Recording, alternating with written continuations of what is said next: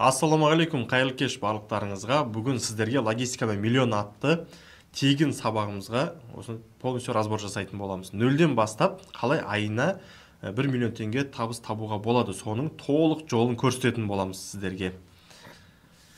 Бүгін тегін сабақта сіздер нені білесіздер? Логистиканы нөлден бастап айына қалай 1 миллион теңге табыс табуға болады? Логистика деген не және оның маңызын түсінесіз. Бұйырса, клиентті қалай табуға болатынын үйренесіз, табыс әкелетін 3 бағытпен танысасыз, және ең соңында халықаралық логистикада жұмыс істеп жүрген Наргиза ханыммен танысасыздар. Сабақ соңына дейін отырғандарға өзіміздің атымыздан біздің сыйлығымыз бар, керемет сыйлықтарымыз. Олардың барлығын қалай алу керек, қалай жасау керек, оны толықтай сіздерге айтып беретін боламыз бұйырса. Бірақ қандай сыйлық екенін соңында ғана айтамыз. Бұл сыйлықтарымыздан басқа да сыйлықтарымыз бар сіздерге арнап қойған, сондықтан соңына дейін белсенді болыңыздар, реакция қалдырып отырыңыздар. Бүгінгі күн сіздердің өміріңізді өзгертетін күн деп сенеміз. Сондықтан да көбірек реакция қалдырған сайын бізде сіздерге толығымен ашылуға тырысамыз, алла бұйырса. Енді танысып отырайық. Қай қаладансыздар, аттарыңыз кім, неге логистикаға қызығып жатсыздар, және бұған дейін қай сферада істеп жатсыздар, соны толық айтсаңыздар, жазып отырыңыздар, осы жерге мен оқып, сол сұрақтарыңызға жауап беріп отырамыз. Енді менің есімім Ермекұл Думан, осы логистика саласының маманымын. Осы логистика саласынан 9 жылдан астам уақыт логистикада жүрміз. Ират Транзит компаниясын оборотын 1,3 миллион долларға жеткізгенбіз пикінде өзінің. 100-ден аса шәкірт дайындап, қазір солардың барлығы осы логистика саласында тұрақты түрде табысты жұмыс жасап жатыр. Егер сіз де осылардың бірі болғыңыз келсе, онда осы жаққа от қалдырып кетіңіздер. Қызылорда дейді, қайырлы кеш барлықтарыңызға. Мен жалпы логистиканы қалай бастадым? Логистиканы біз жалпы нөлден бастадық. Мен питакта жүріп, жүргізушілермен сөйлесіп, клиенттерге барып, погрузканың басында жүріп, яғни осы логистиканың ең төменгі этаптарынан бастаған болатынбыз. Солай жүріп, логистиканы ең жоғарғы деңгейге дейін шығара алдық. Бүгінде өз компаниямызды құрып, команда және тұрақты жүйеде жұмыс жасап жатқан командамыз бар. Және де осы істеп жатқан жүйемізді басқа елдерге көрсетейік, басқа елдер үйренсін, осы қазақтар үйренсін деп өзіміздің курсымызды тек қазақ аудиториясына ғана жаңағындай жариялап жатырмыз. Егер мен істей алсам, онда сіз де істей аласыздар. Енді бұл сабақ сіз үшін, егер логистикаға жаңадан кіргіңіз келсе, экспедитор болуды армандап жүрсеңіз, немесе жаңа кәсіп түрін бастағыңыз келіп жүрсе, әртүрлі кәсіпті жасап, қай жолмен жүреріңізді уже таңдай алмай жүрген болсаңыз, постоянно бір бизнесті бастап патологқа келіп тіреліп қалып жүрсеңіз, онда логистика тіпті сіз үшін. Себебі логистикада өзінің патологы жоқ. Бұл жерде сіз әрқашан білім алып дамыған сайын ақшаны көп табуға болады.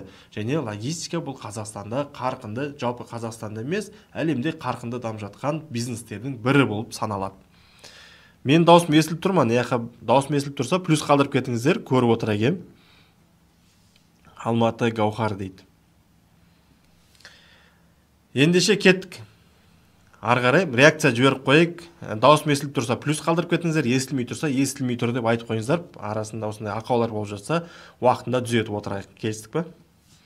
Неліктен дәл қазір логистиканы жасау керек? Өйткені нарық өсіп жатыр. Транзиттік жүк көлемі жыл сайын артуда. Өздеріңіз білесіздер, қазір Қытай ең үлкен жүк өндіретін, тауар өндіретін елдердің бірі болып саналады. Және Қытайдың 80% экспорты бұл Қазақстан арқылы ары қарай Ресейге, Европаға шығады. Ал Қазақстан осы халықаралық логистикалық хаб болып табылады. Логистика мамандарына сұраныс 2 есе өсіп жатыр жылдан жылға. Сондықтан да біз қазір осы логистика дамып жатқан моментте осы сфераны меңгеруіміз керек, және әр саланы жаңадан бастап дамып келе жатқанда кім басынан кіреді, сол үлкен табыстарға жетеді. Кім бүгін бастайды, сол ертең нарықтың көшбасшысы болады. Сондықтан да сіздерде де бүгін шанс бар. Осы шансты жіберіп алмай, нарыққа қазір кіріп, осы білімді алып, қазірден бастап осы бизнесті бастап кету керек, чтобы ертең 5-6 жылдан кейін аяғыңызды көтеріп қойып жататындай. Енді логистика нақты табыс көзі. енді логистикада қалай табыс табады, оның қалай табуға болады, немесе қандай табыс көздері бар деп сұрайтын жандарға қараңыздар. Мысалы сіздер бір клиенттен шамамен 50 мен 100 мың теңге арасында табыс табасыз. Күніне 2 клиент жіберсеңіз, айына 1 миллион теңге. Мына жақта мен көрсетіп қойған WhatsApp-тағы перепискалар. Бұлар жаңағындай нақты жіберген груздар. Мысалы 27-сі күні 2 груз жіберген, шамамен 100 мың теңге біреуінде маржа, біреуінде 30 мың теңге маржа, иә. Жалпылама қараған кезде бір күнде 130 мың теңге. Екінші күні жіберген грузы. Яғни бұл реальный перевозкалар уже жасап жатқан, міне датасын қарасаңыздар, 27-сі 10 күні кешейін, осы 2-3 күн бұрын жасалған перевозкалар. Білім болса, логистикада жалпы табыс шектеусіз. Енді қалай болып жатыр? Плюс қалдыр кетті, керемет. Реакция қалдырып отырыңыздар. Сұрақтарыңыз болса, сұрақтарыңызды бірден қойып жазып отырыңыздар. Арасында оқып, сұрақтарыңызға жауап беріп отырамыз.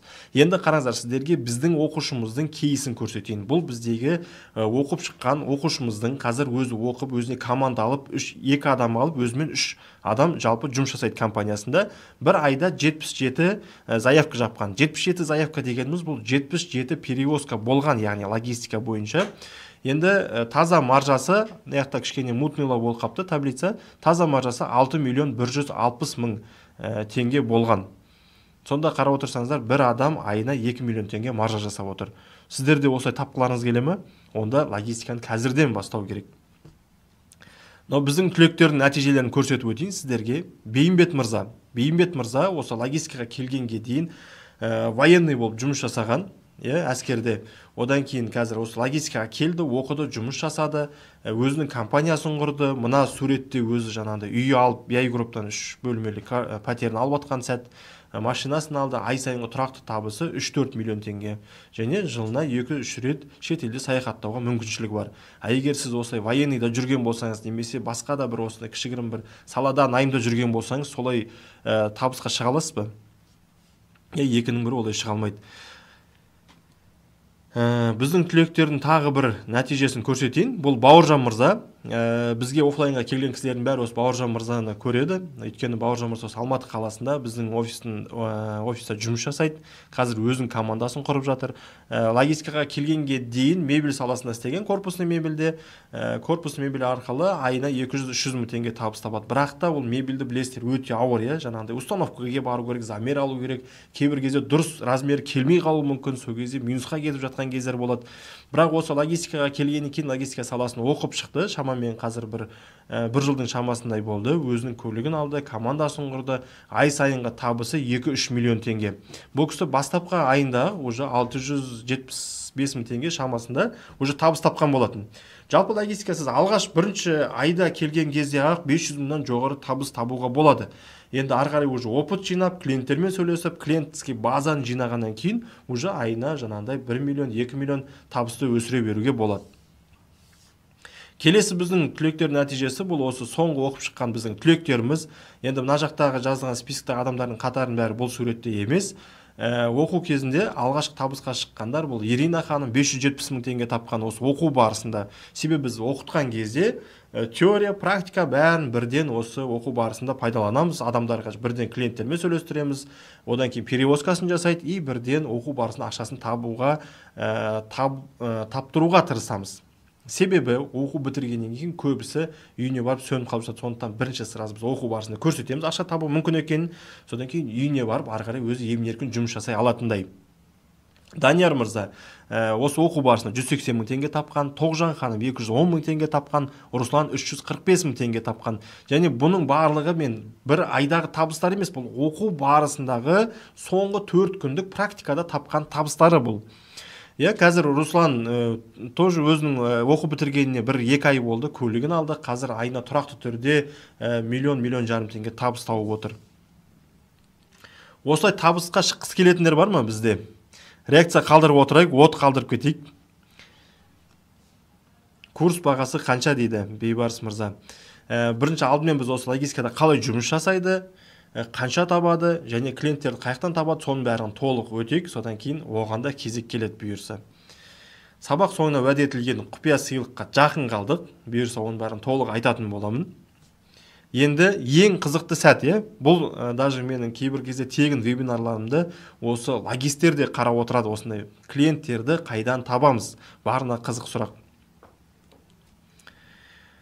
Клиенттерді табудың ең бірінші схемасы бұл тендерлар. Негізі мына презентация кішкене үлкенірек болу керек болған, көріну керек болған. Мына жерде мен арнайы өзім скриншот жасап салған болатын. Бұл жерде каждый перевозканың бағалары жазылған. Мына жерде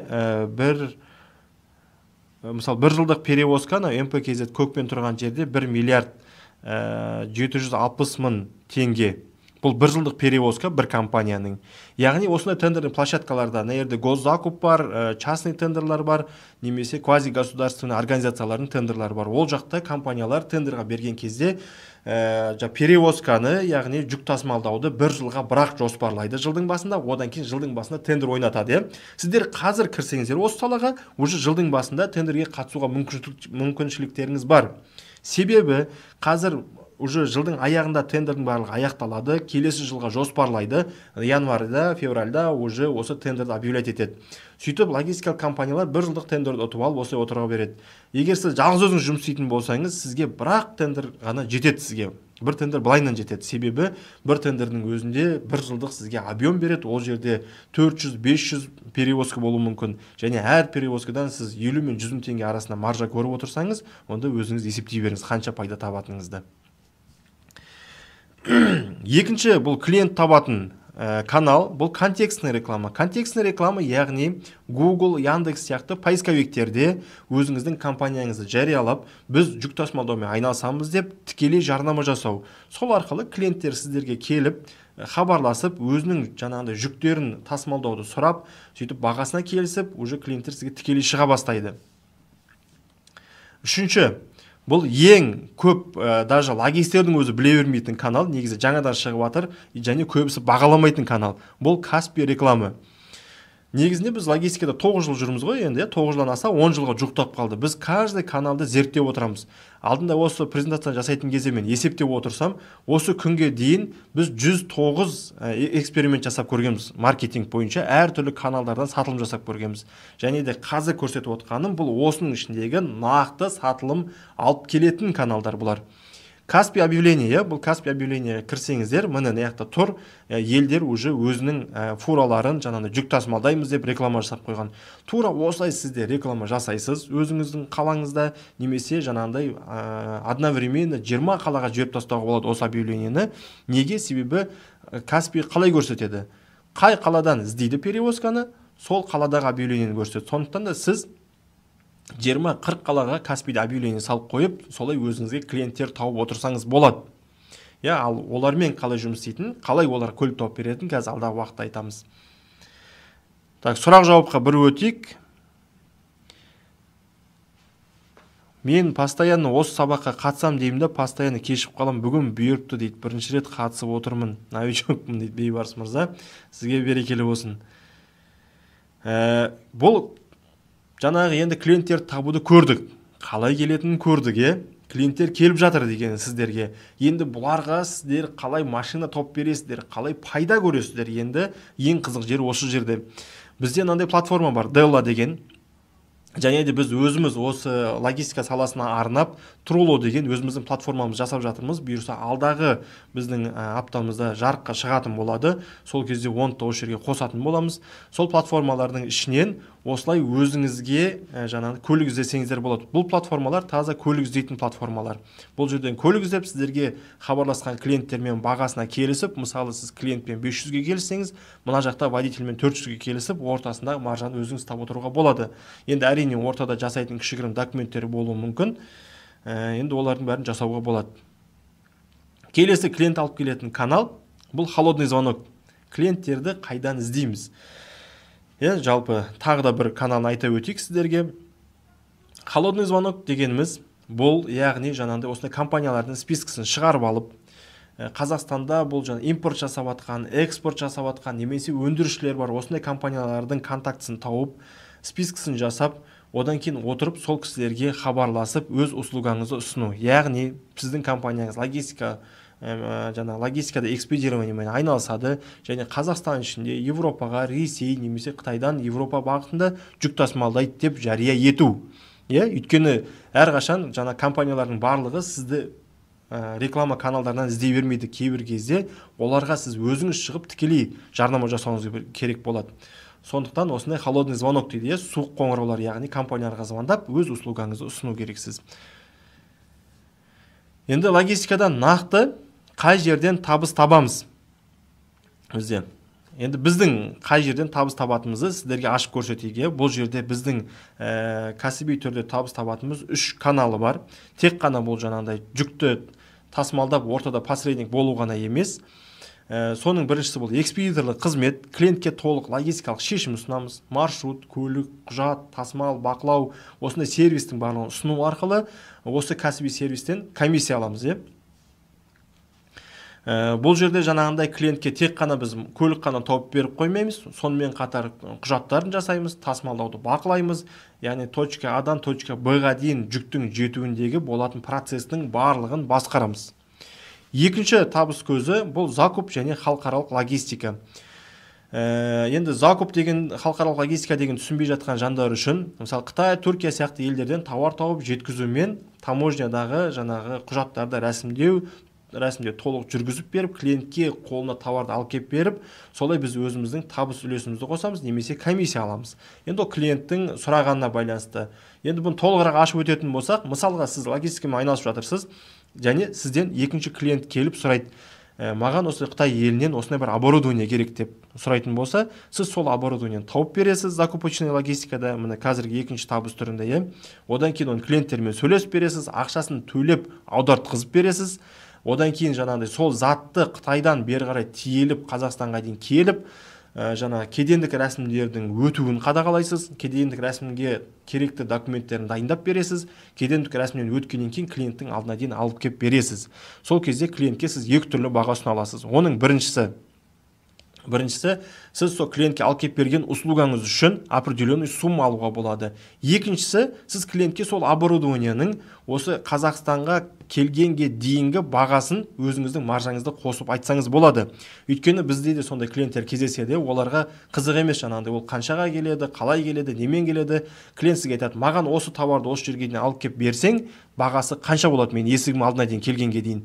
Біз сол жерге бүкіл логистиканы есептеп, өзіміздің маржамызды қосып, клиентке толық бір бағасын айтамыз. Егер клиентке ұнаса, клиент предоплатасын жасайды, предоплата, одан кейін біз уже жүкті ары қарай сатып алуға кірісеміз. Сондықтан да бұл жерде закупочный логистика. Және логистиканың ең бір қызықты жері, сіз бір ғана елмес емес, шет елдегі, әлемдегі кез келген кәсіпкерлермен және түкпір-түкпірінен жұмыс жасай аласыздар әлемнің. Және көптеген елдің бизнесін зерттей аласыздар, ішінен көре аласыздар. Үшінші табыс көзі бұл құжаттар және консалтинг.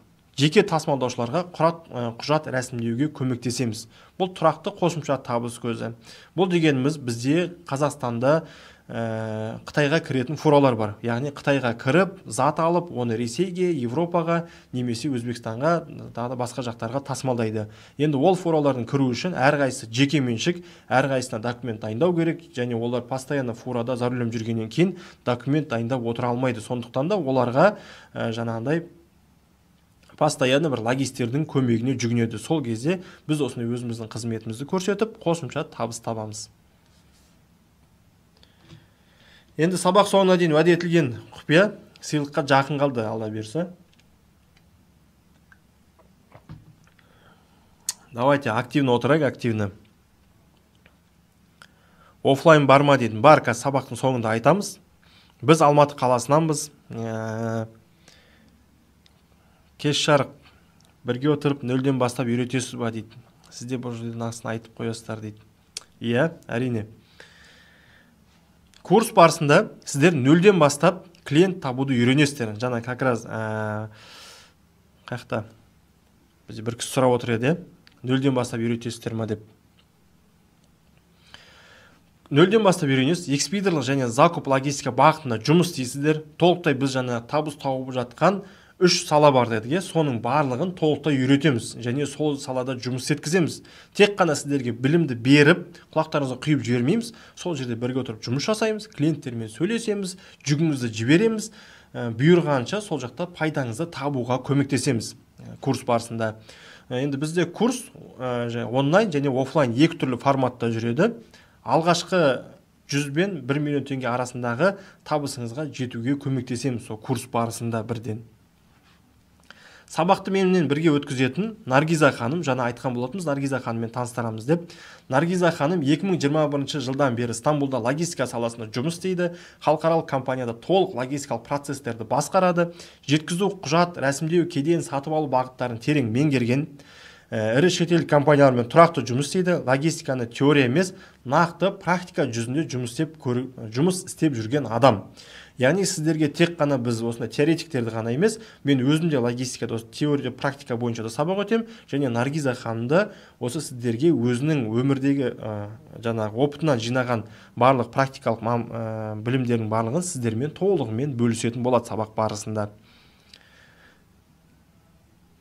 Жалпы курс модульдері. Бізде курс модульдері 6 модульден тұрады. Негізі 7 модуль, ең соңғысы халықаралық логистика модулі. Бірінші модуль бұл кіріспе, логистикалық білім. Логистика деген не? Логистикада қалай ақша табуға болады? Логистикада құжаттама түрлері, солардың барлығын толық өтеміз. Екінші модульде клиенттердің түрлері, тікелей жаңағы ірі кіші клиенттерге шығу, одан кейін клиент іздеу каналдары және клиенттермен жұмыс істеу каналдарын толық үйретеміз. Үшінші модуль тағы да бізде клиенттерге арналады. Бұл клиенттерді іздеу, клиент алып келетін 7 тиімді әдіс. Байқап отырсаңыздар, біз сіздерге арнап даже клиентпен жұмыс істеуге 2 модульді толығымен бөліп отырмыз.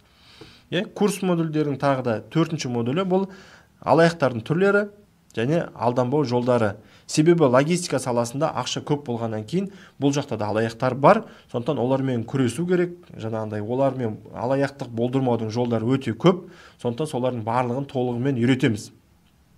5-ші модуль бұл уже бізде жүргізушілермен жұмыс жасау ерекшеліктері, тасымалдаушыларды іздеу каналдары, одан кейін дұрыс келісімшарт жасау. Осының барлығын толық үйретеміз. 6-шы модуль риск түрлері және оларды азайту әдістері. Келесі бізде 7-ші қосымша модуль бұл халықаралық логистика және закупочная логистика. Халықаралық логистика дегеніміз не? Ол жерде логистиканың тізбекті кезеңде тапсырыстан жеткізуге дейінгі процестердің барлығын басқаруды үйретеміз. Одан кейін халықаралық сатып алу келісімшарттар мен сертификациялардың барлығын толық үйретеміз. Одан кейін теңіз, темір жол, автокөлік және әуе логистикаларының барлығын толық айтатын боламыз. Олардың қыр-сырларын ашатын боламыз. Себебі логистика деген бұл бір ғана фурамен зат тасымалдау емес. Жалпы зат тасымалдаудың 4 транспорт түрі бар, зат тасымалдауда. Ол бірінші жаңағыдай әуе, то есть авиаперевозка, одан кейін екінші кеме, сумен тасымалдау, үшінші жыды, темір жолмен тасымалдау, төртінші авто, бұл яғни фуралармен, газельдермен зат тасымалдау болып табылады. Осының барлығын толық ашып сіздерге көрсететін боламыз және түсіндіріп үйрететін боламыз сіздерге. Одан кейін халықаралық саудадағы сатып алу стратегиялары. Жаңағындай мен сіздерге айттым ғой, мысалы Қытайдан сізге клиент запрос береді. Осындай бір специальный бір оборудование, немесе спецтехника, немесе басқа да бір заттарды сатып алуға запрос жіберу мүмкін. Сол кезде сіздер қалай оны іздеулеріңіз керек, қай жерден іздеу керек, кіммен сөйлесу керек, қалай сөйлесу керек, соның барлығын ішін ашып көрсетеміз. Тіпті қарасаңыздар, осы логистика саласында мысалы осының біреумен ғана айналысып жатқан кісілер бар. Жаңағыдай Қытайда жүріп, керек заттар тауып беріп, сатып алып беріп, тек қана осымен айналысып жатқан кісілер бар, немесе тек қана экспедирование саласын ғана істеп жатқан қызметтер бар. Немесе жаңағыдай водительге тек қана керекті құжаттар дайындап беріп, айналысып жүрген компаниялар ғана бар. Сондықтан да біз сіздерге бір емес 3 білімді тегін береміз. Контейнерлеу және контейнер паркін басқару. Яғни сіздер халықаралық тасымалда көбінесе контейнерлермен тасымалдайсыздар. Сол кезде контейнерлерді қалай тасымалдау керек, қалай басқару керек және оларды қалай дұрыс теу керек ережелерін барлығын толық үйретеміз. Курс соңында сіздерге сертификат беріледі. Енді курсқа қатысушылар нәтижесі, біздегі кейстар, Димаш мырза, А.сы аяғы сынып үйінде жатқан, осындай ешқандай жұмыс істей алмайды, өйткені жаңағыдай аяғы сынып жатыр. Кейін осы логистика саласын бізге осы балтақпен жүріп келіп, логистика саласын жүріп оқып, қазір үйінде жатып жұмыс жасап жатыр. Айына 600 бен 1,5 миллион теңге табыс тауып жатыр, үйінде отырып. Одан кейін бізде Әбілқайыр мырза А точкасы 100 бен 300 мың теңге арасында осы Алматы қаласында өзінің донерный точкасы болған қалқаманда. Бірақ та енді донерныйда постоянно жаңағындай санитарный нормаларға қарап отыру керек. Одан кейін тамақтың жаңағындай нормасына қарап отыру керек, және таңнан кешке дейін жұмыс жасау керек. Жауапкершілік көп. Содан кейін осы бір шеттен табысы да қатты көп емес донерныйда. Содан кейін осы логистика саласына келді, логистика саласын оқыды. Қазір тоже үйінде отырып жұмыс жасайды, айына 700 бен 1,5 миллион теңге арасында табыс тауып отыр. Курсқа қатысушылардың нәтижесі. Енді қараңыздар, мына жерде негізі мен аттар мен шарқ ойындар деген болатын, бірақ аттарын жазбапты, өкінішке орай. Бұл жерде бізде нақты осы курс басталатынның алдында біз осы қазір кім қанша тауып жатыр, соларды сұрап шығарған болатынбыз. Соның 2-3 ғана шығарып қойыпты. Мысалы қарасаңыздар, маржа 300 мың теңге дейді. Мынау бір күндік перевозка, мына жағында смайлик тұрған перевозканы қарасаңыздар, күніне неше перевозка жасап жатырсыз деймін. Күніне кеше 5 болды дейді. Маржа 300 мың теңге дейді. Бір күнде 300 мың теңге маржа. Біз сіздерге жаңа айтып отқан 50 мен 100 мың теңге маржа деген ол патология емес. Елдер 300 жасап жатыр, бір күнде 400-500 миллион жасап жатқандар да бар бір күнде. Келесі, бұл уже Бауыржан мырза, осы айда қанша маржа жасадың деп Бауыржаннан сұрап жатырмыз. Осы айда 2 миллион 100 мың теңге жасадым дейді. Одан кейінгі бұл кім мынау?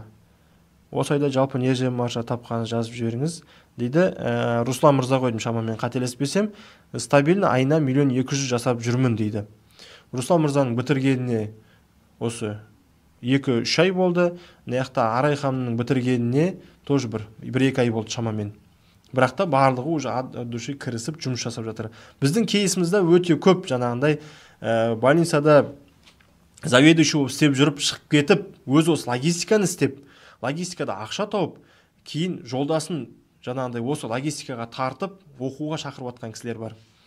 Және де осы медицина саласынан келіп жатқан кісілер бар, военныйдан келіп жатқан кісілер бар. Табыс болғаннан кейін барлығы осы салаға келіп жатыр. Біздің пакеттер онлайн 450 мың теңге, онлайнның ішінде бізде 2 апталық онлайн 30 видео сабақ, 3 практикалық Zoom сессия, жеке кездесу, менімен Алматы қаласына келіп жатсаңыздар, құжат айналым курсы, Қытай бағыты бойынша жаңағындай құжат айналым курсын береміз. Одан кейін жабық WhatsApp чат, құжат шаблондары мен пайдалы материалдар, сабақтарға шексіз доступ және ресми сертификат береміз. Кейін офлайн пакет 1 250 000. Ол жерде онлайн 30 видео сабаққа шексіз доступ береміз. 11 күндік офлайн практикалық сабақтар болады 11 күн бойы. Құжат айналым курсы Қытай бағыты бойынша береміз. Одан кейін закуп және халықаралық логистика модульдерін толық өтеміз.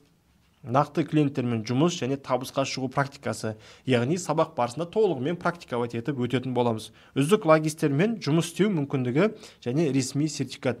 Үздік логисттермен жұмыс істеу мүмкіндігі дегеніміз, біз осы логистиканы оқып шыққаннан кейін уже практика барысында табыс тауып, активно жұмыс істеген логисттерді осы бізде оқып шыққан Бауыржан мырзаның офисінде отырып жұмыс істеуге мүмкіндік береміз. Өйткені біз сондай орта құрамыз, логисттердің ортасын.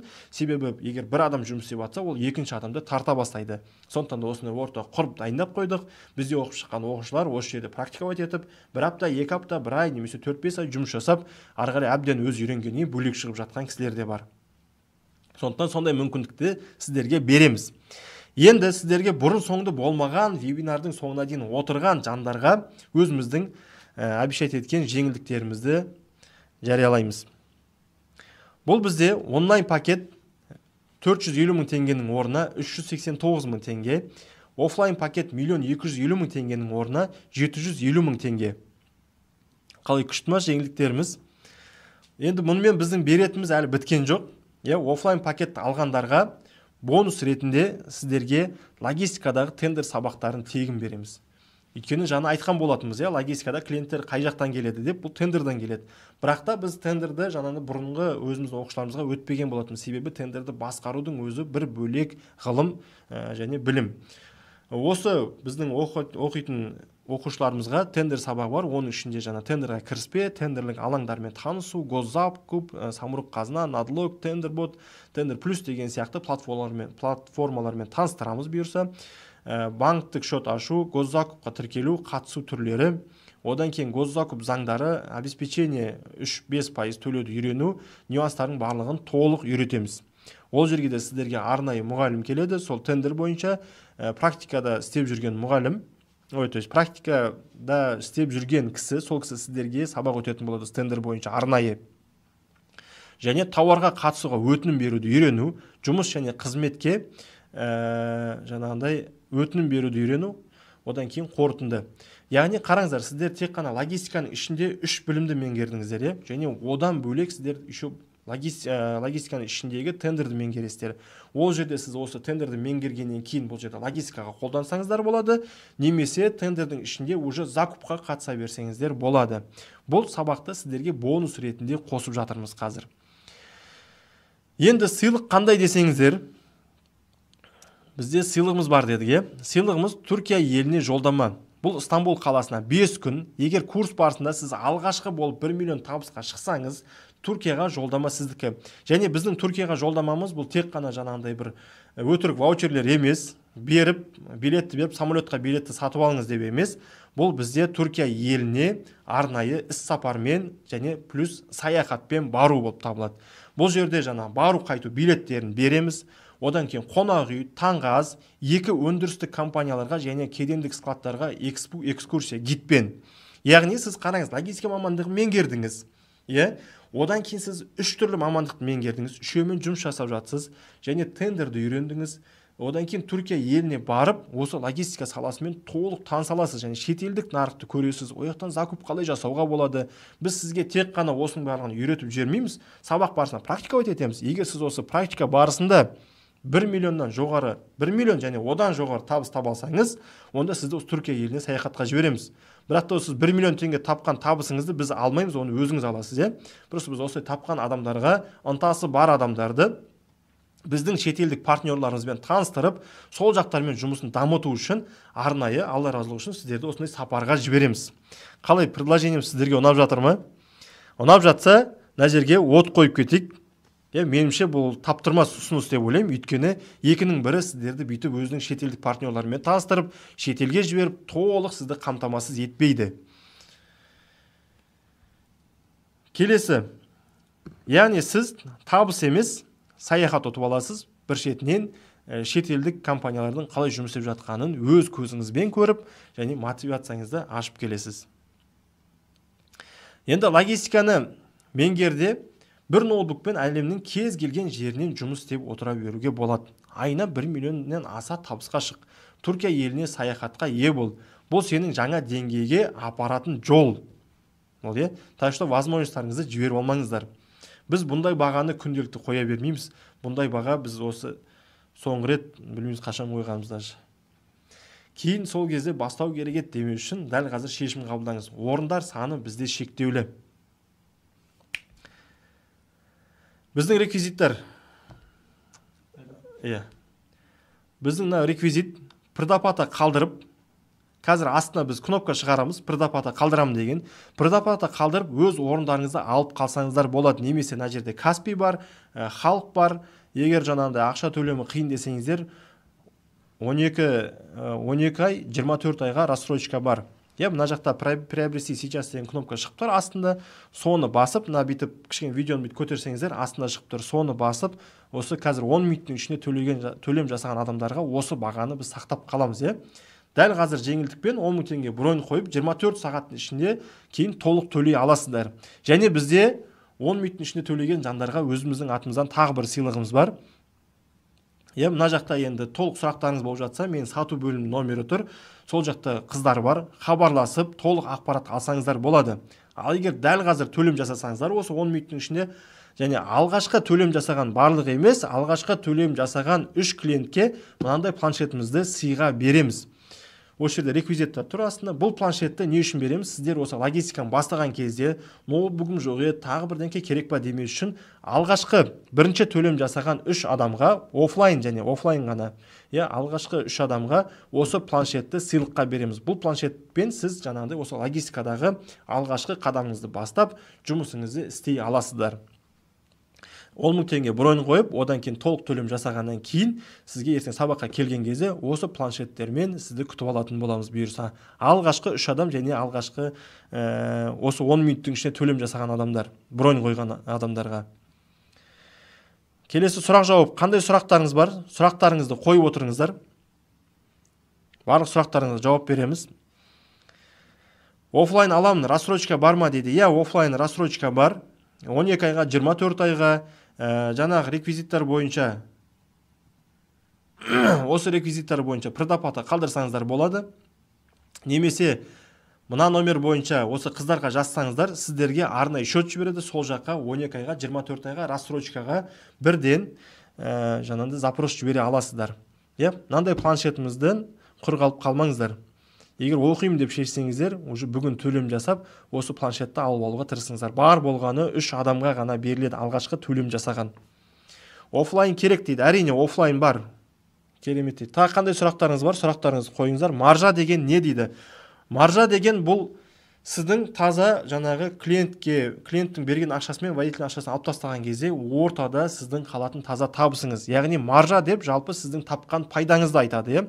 Ол жаңағы тендер болсын, қандай сала болсын, қандай бизнес болсын, сол жерде сіз қай саланы істейсіз, сол жерден тапқан таза табысыңызды маржа деп айтады. Курс қазақша ма, орысша түсінбеймін дейді. Курс әрине қазақ тілінде өтеді. Осы вебинардың басында айтқан болатынбыз, біз әдейі осы қазақ аудиториясын өтеміз және қазақша өтеміз деп. Мен оны оқимын, офлайн бар ма дейді. Офлайн бар әрине. Мына реквизиттер бойынша жазсаңыздар, және төлем жасайым деген кісілер осы реквизит бойынша төлем жасасаңыздар болады, немесе официальный компанияға төлем дейтін кісілер болатын болса, мына телефон номерін жазсаңыздар, бізде отдел продажының қыздары, сату бөлімінің қыздары сіздерге толығымен жауап беріп, реквизиттарды жіберіп береді. Практика бар ма офлайн дейді. Әрине біз сабақ барысында бірден сразу практика өтеміз.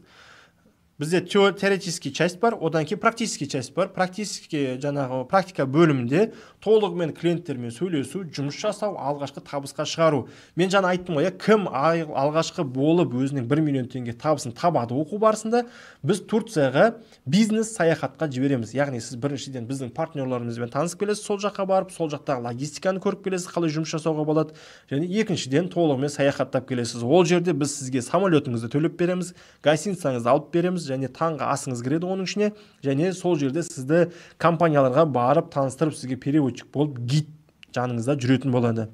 Ал сабақ барысында 1 миллион теңге табу әбден мүмкін және оңай. Және де ең бірінші сатылым жасаған 3 адамға осындай планшеттерімізді тегін беретін боламыз. Ол планшеттермен сіз жұмысты кез келген жерде отырып жұмыс жасауға мүмкіншілік беру мақсатында сыйға тартып отырмыз. Бір күнде 5, одан да көп перевозка жасауға бола ма дейді. Әрине болады. Бір күнде хотя бы сіз 5 перевозка жасап алыңыз, одан кейін одан да көп жасай беруге болады. Енді алғашқы оқып атқан кезде әрине бірден келіп 5 перевозка жасай алмайсыздар. Енді жаңағыдай бастапқыда үйренген кезде күніне 2 перевозка, 1 перевозка жасасаңыз да жаман емес. Енді сіз алғашқыда 1 миллион табысқа шығып алсаңыз, күніне 1 перевозка жасап отырсаңыз, қараңыз есептейге, мысалы сіз 1 перевозкадан 50 мың теңге, 100 мың теңге арасында маржа көрсеңіз, даже 50 мың деп минимум алайықшы, 50 мың теңге маржа көрсеңіз, күніне 1 перевозка жасасаңыз, сіз айына 25 күн жұмыс жасасаңыз, уже сізде 1 250 шамасында маржа бар. Сондықтан да сізге күніне пока 1 перевозка жасаудың өзі былай жетеді. Егер сіз оны ары қарай жұмыс істеймін десеңіз, проблема жоқ. Біз сіздерге мысалы айына 3-4 миллион теңге табыс табатын білімді беріп отырмыз. Офлайн керек дейді. Әрине офлайн оқыған өте тиімді. Егер бірақ басқа қалада, алыс қалаларда болсаңыздар, проблема жоқ. Онлайнға жазылсаңыздар болады. Онлайнда біз үй тапсырмасын береміз және тексеріп отырамыз. Және 2 ай бойы сіздерді сопровождение жасап отырамыз. Онлайнда да, офлайнда да. Одан кейін постоянно WhatsApp чатта отырамыз. Сабаққа шексіз доступ беріледі. Кез келген моментте ұмытып қалған жеріңізден бастап қайтадан көріп шықсаңыздар болады. Сопровождение бар 2 ай, ол онлайнға да офлайнға да 2 ай сопровождение жасаймыз. Қытайдан грузды қалай табамыз дейді. Оның барлығын біз жаңа курста толықтай сіздерге үйретеміз. Қытайдан грузды қалай табуға болады, оны осы үйде отырып қалай іздеуге болады, қалай табуға болады, қалай сөйлесуге болады, және оны қалай закуп жасап алдырып, осы Қазақстанға дейін жеткізуге болады, оның логистикасын қалай атқаруға болады, соның барлығын толық өтеміз, сіздерге үйретеміз, яғни. Көп адам практика бар ма? Офлайн деп сұрап жатыр. Иә, бар.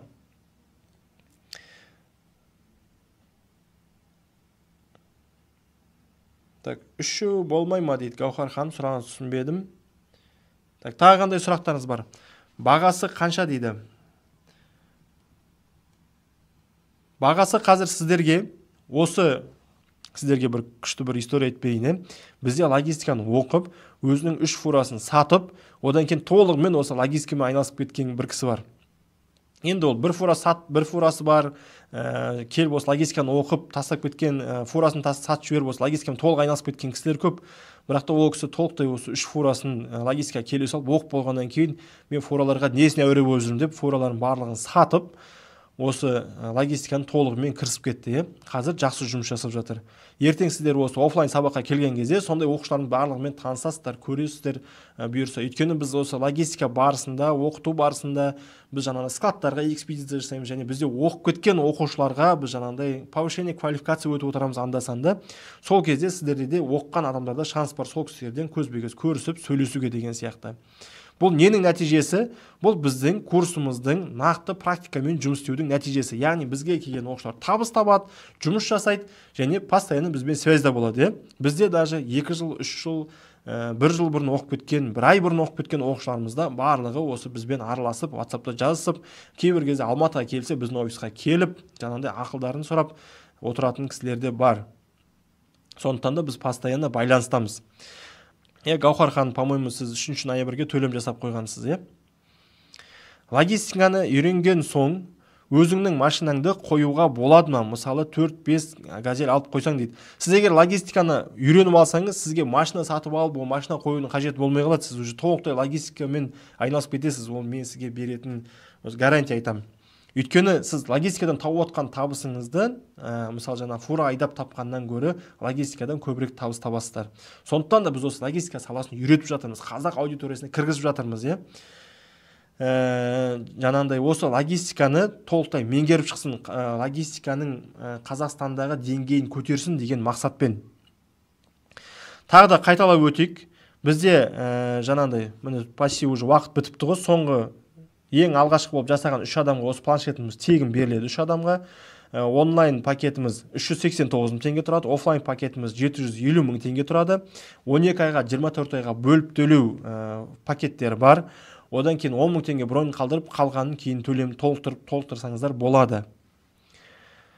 Логистикамен айналысу үшін ИП қажет па дейді. Әрине қажет, бірақ біз сіздерге соның барлығын ИП-ні қалай ашу керек, қалай оған дұрыс океттерін таңдау керек, қалай дұрыс регистрация жасау керек, соның барлығын толығымен үйретеміз сіздерге.